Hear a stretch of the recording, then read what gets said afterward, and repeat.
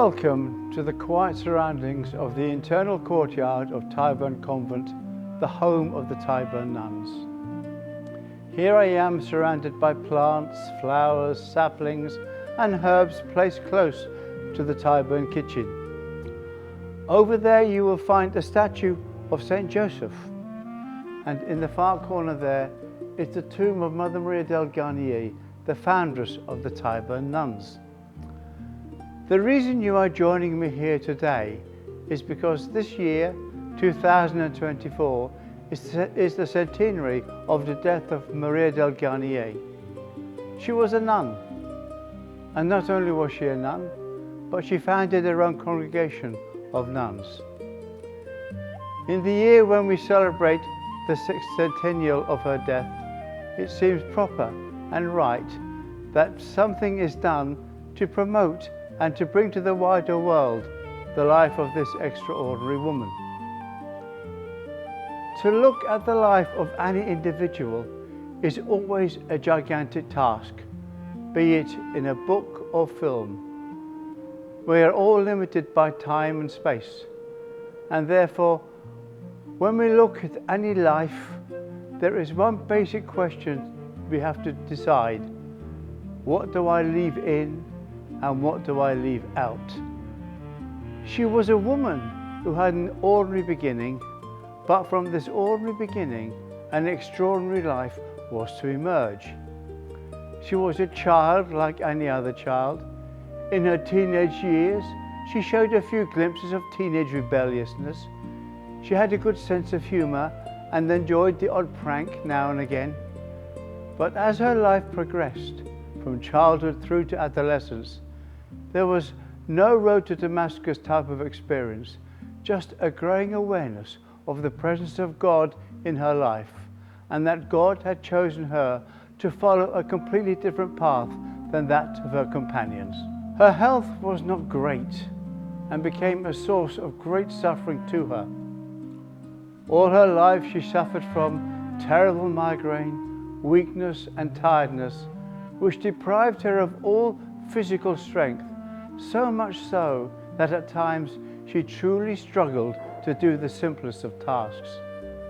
The older she became, the more acute the suffering became. Along with this awareness of a special calling from God and her suffering, grew the idea that she was to be a victim of Christ. She was very much a mystic and a visionary. As her life progressed, there was one obsessive thought that guided it all. We must seek out God's will in all things. For her, this was the stuff of life. This may sound a very bland and pious platitude, but for her, it led to a life full of adventures and challenges, a life where the unexpected became the normal, a life where she did not know what was around the corner, a life where she literally faced death so many times. She began to see her life as a martyrdom. Without that suffering, there would be no legacy. There was a point in her life where she gave over her life in complete abandonment to God, and yet at times must have felt that God had completely abandoned her. Everything seemed to be going wrong. I did read somewhere that her life was a bit like reading Alice Through the Looking Glass. Everything seemed to go wrong, and yet everything turned out right in the end. She experienced the extraordinary phenomenon of achieving something that she never set out to do, the establishment of a congregation of nuns. She never saw herself in this role. Things just turned out that way. During the course of this presentation, we shall become aware just how much God was acting in her life and just how close she was to Jesus Christ. Her early life may have been considered a failure, as the first time she tested her vocation as a nun, she had to leave the convent after 2 months simply because of ill health. When she attempted to live the life of a recluse at Montmartre, once again, blighted by ill health, she had to give up. We shall see how she became immersed in the movement of the national vow in France and the consequent building of the Basilica to the Sacred Heart at Montmartre. We shall see her essential role in the establishment of perpetual adoration in the Basilica at Montmartre. She then founded her own congregation, inspired by the national vow, only for her to discover that God wanted her and her congregation for a different purpose, which took them far beyond Montmartre. The early days of the congregation were plagued by satanic experiences, perhaps an indication as to just how much the opposition feared her.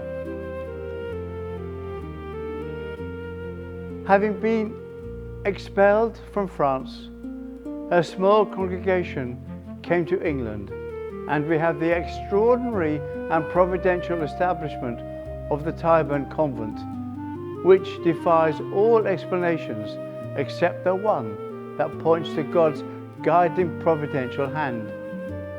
After that, the initial joy and excitement of their first English establishment soon gave way to years of real struggle, poverty, deprivation, and even hunger. Then, of course, there were the horrors of the Great War, from which nobody was exempt.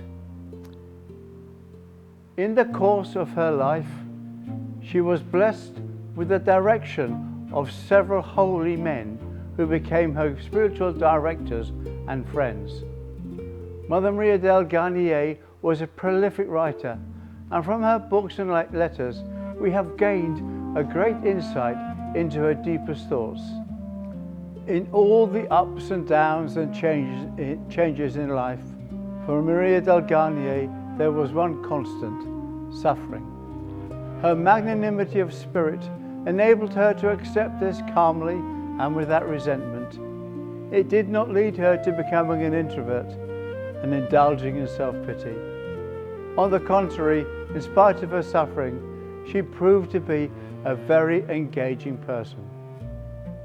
As we look at her tomb, we cannot help but notice all the requests for her intercession which are sent from all over the world, and words of thanks for prayers answered.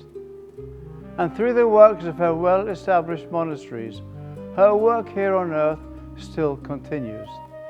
How fitting it is that someone who suffered so much should be interred here at Tyburn. Like all the martyrs who died on the Tyburn gallows, she accepted this suffering willingly and joyfully, and that is why she has earned the title as the last of the Tyburn martyrs. She lived a full life and lived life to the full.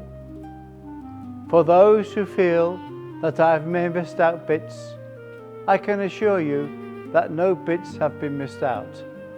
I just was not able to fit them all in. She was born in France and spent most of her life in France. And so it is to France we will go to start this fascinating journey. To France and to the little village of Gransi, le Château.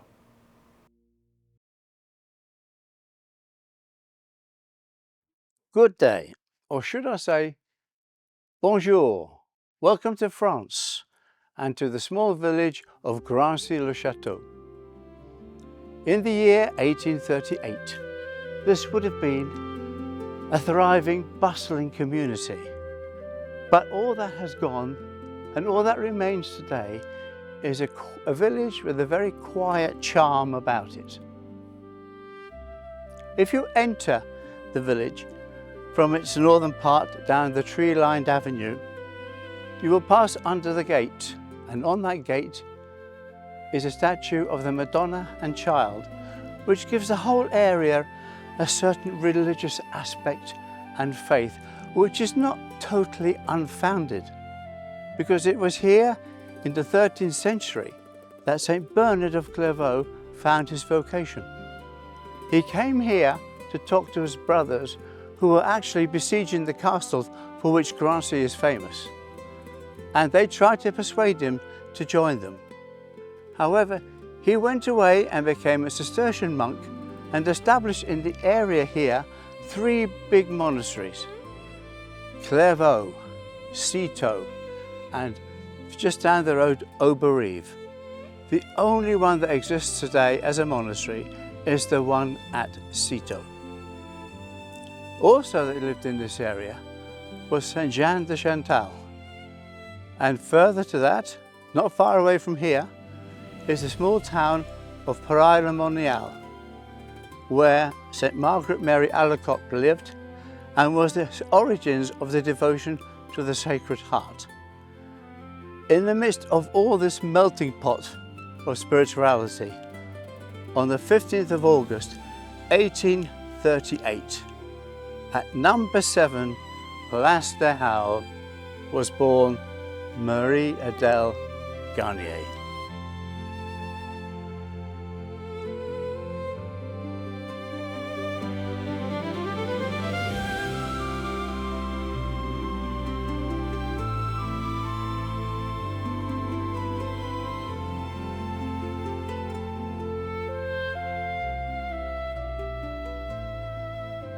Marie-Adèle Garnier spent the first 3 years of her life here.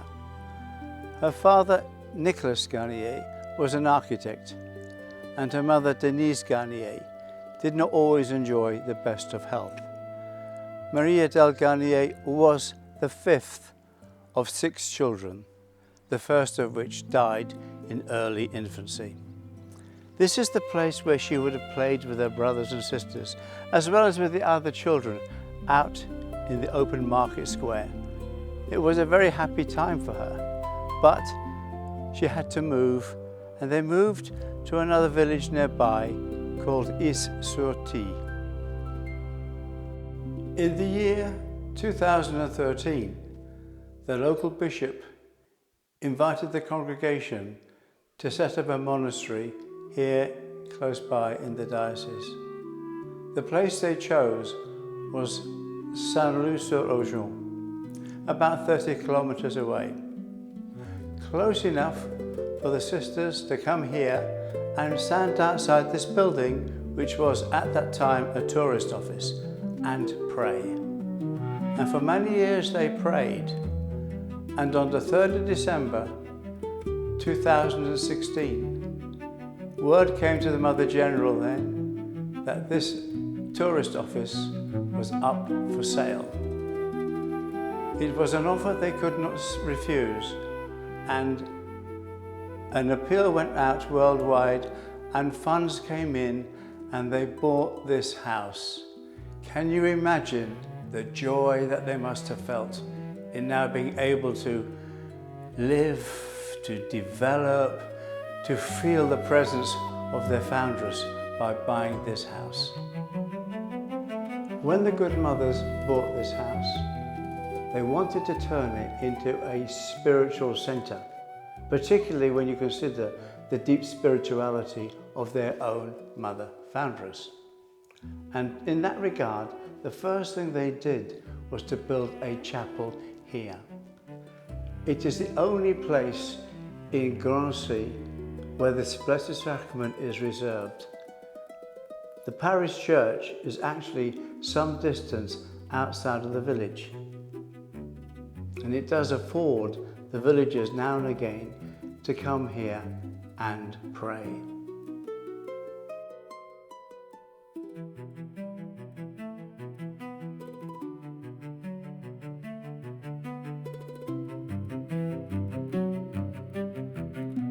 Welcome to the Church of St. John here at Gransi-le-Château.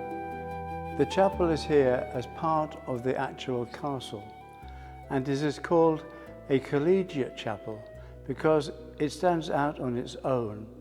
There is no jurisdiction from the diocese or any hierarchical jurisdiction at all. It was built as an independent chapel, And in times gone by, it was the monks and the priests here who actually looked after it.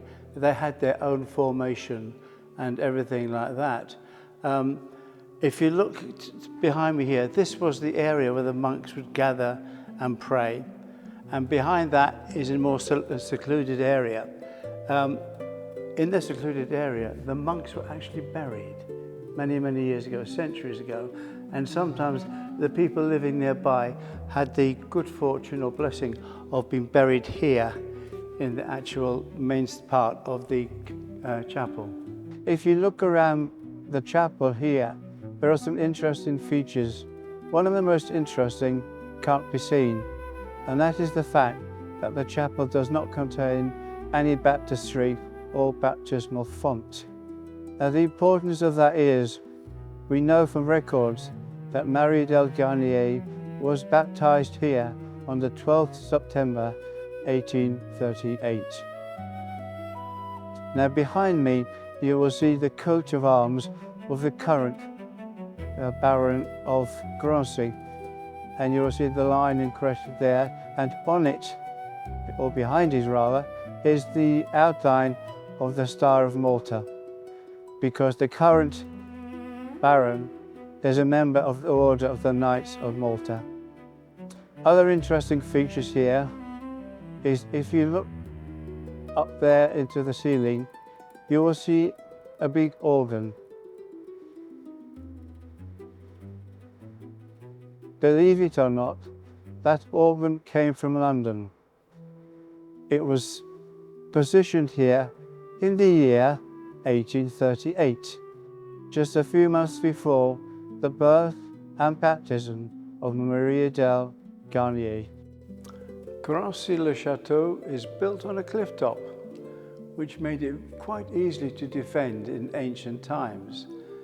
There was a castle here in the 11th century. It was then refortified in the 18th century. But between the 11th and the 18th century, it was besieged many times by the Burgundians, by the French, and also it was at the besieging of this castle that St. Bernard actually discovered his vocation. He came here to watch his two brothers besieging the castle, and he discovered his vocation and decided to become, against their best wishes, a Cistercian monk.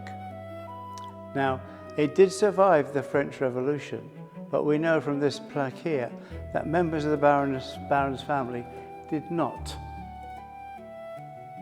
The fact that the family actually survived the revolution is a very strange but a blessing in disguise. Otherwise, this would not be here. In this building, what you see is what it would have been like at the time of Maria del Garnier. On the altar you have this crucifix, which is a remnant, obviously a relic of bygone ages, and which was deemed to be a 15th century artifact. Also, if you look over here to the lectern, there was always a controversy about the name of this chapel. People argued whether it was St. John the Evangelist or St. John the Apostle. Whichever one it was the same person. But seeing the eagle here would indicate to me that the popular opinion was it was St. John the Evangelist.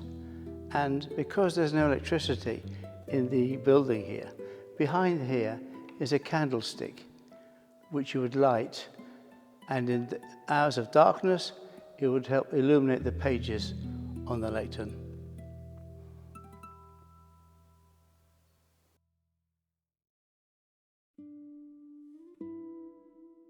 When the family left Gransi-le-Château, they came here to Is-sur-Tille, a very small village, very much like Gransi-le-Château. It was here that Maria del Garnier experienced her first suffering, because while she was here, her mother died. However, as things happen, it opened up a whole door for her that may have affected her for the rest of her life. Because into her life then came her maternal grandmother. In later years, she was to describe her maternal grandmother as a saint. She was a very pious woman, apparently. But before her mother died, she made her husband, Nicholas Garnier, promise that her children would all make their first Holy Communion. And to this effect, he was very, very honourable. Although he was not a religious man, he had a deep reverence and respect for the faith of his wife. And so, in order to fulfill her wishes, he sent the children to a convent in Villeneuve-sur-Yonne, where they were educated in their faith. And it was there that Maria del Garnier made her first Holy Communion on the 19th of May, 1851. That date should be very, very important for people, because when she writes about that date, one of the things she mentions is that she prayed for her father's conversion. As divine providence would have it, on the 19th of May, 1881, 31 years to the date later, after her prayers, her father, on his deathbed, received the last sacraments willingly, and the next day he died. It took 31 years for her prayers to be answered.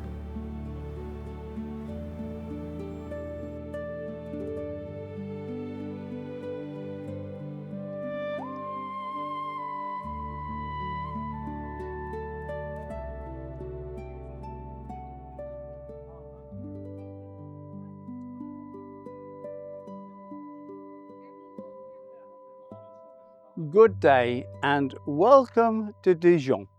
I am standing outside the palace of the Dukes of Burgundy.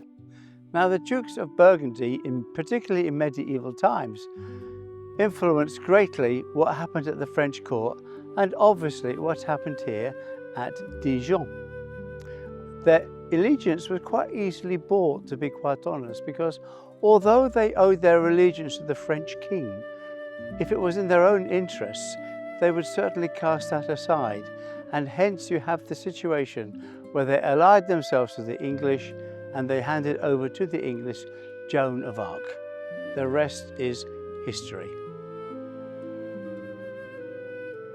We have moved from the palace of the Dukes of Burgundy to a nearby square, because it is right by this square that Maria del Garnier lived for many years. Her father had moved here because of his work, but he wanted all the family to join him. And so he took everybody away from their schooling, brought them back here, and they continued their schooling here. Maria del, at the time, was probably about 12 years old, and it was here that she finished her education. She was a well-liked person, very sociable, very engaging, and she was not without her suitors. In fact, her family had arranged for her to marry a young man. But when she heard this young man boasting to his friends that he would restrict her practice of the faith, she called off the engagement. In an outburst of emotion, the man plunged a pair of scissors into his chest, but he survived the experience. Maria del Garnier's days at Dijon were very unsettling, primarily because she was not sure of the way forward. She felt that God was calling her, but she didn't know in what direction. So she asked her father if she could become a governess, a request to which he agreed, and she took up a post with the de Crochat family in Nantes, which was quite some distance away. She spent 3 very happy years there, and during which she felt that God was calling her even more so to the religious life. And so she went to the Sacred Heart Convent at Conflans to try out her vocation. After 2 months, her health had deteriorated so much she had to leave and return here to Dijon, where she spent a whole year recovering and regaining her strength. When she had regained her strength, she resumed her post as a governess with the de Gransi family in Ulm. Ulm, it was a very remote place. The nearest town was Laval, 20 kilometers away. The nearest church was 4 kilometers away, and she struggled very much to get to it. However, thankfully, the bishop allowed the de Gransis to have their own chapel with the Blessed Sacrament reserved therein, and that gave her great joy and inspiration. It was while she was at Ulm that she had one of her deep spiritual experiences. One night when she was in her room, there was this tremendous light, and at the center of this light there was a host, and on the host was the image of the Sacred Heart. And that image remained with her all her life, so that when she actually founded her own congregation, they all wear in a medal the image of that host and the Sacred Heart on their breasts.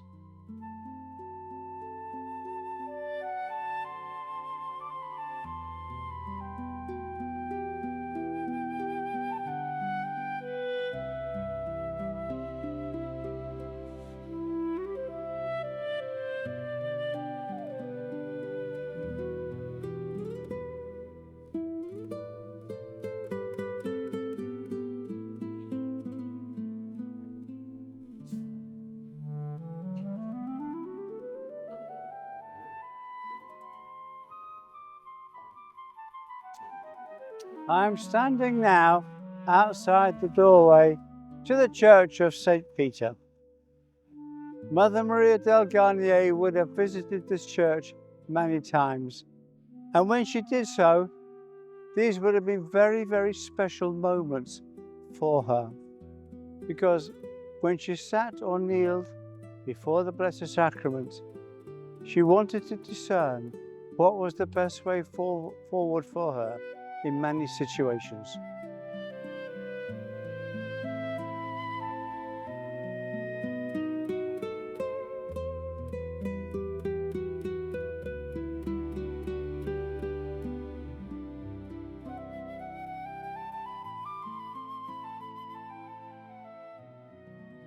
Maria Del had been gifted by God with the wisdom of some very, very holy men. At Laval, she'd met one of these. His name was Father Chamberlain, and he was the superior of the Jesuits at Laval. He was to be by her side over the next 30 years.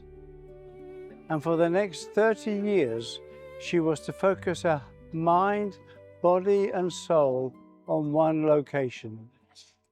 During those years, there was to be a war, political upheaval, and at the end of it, she was to see what she had built up pull down.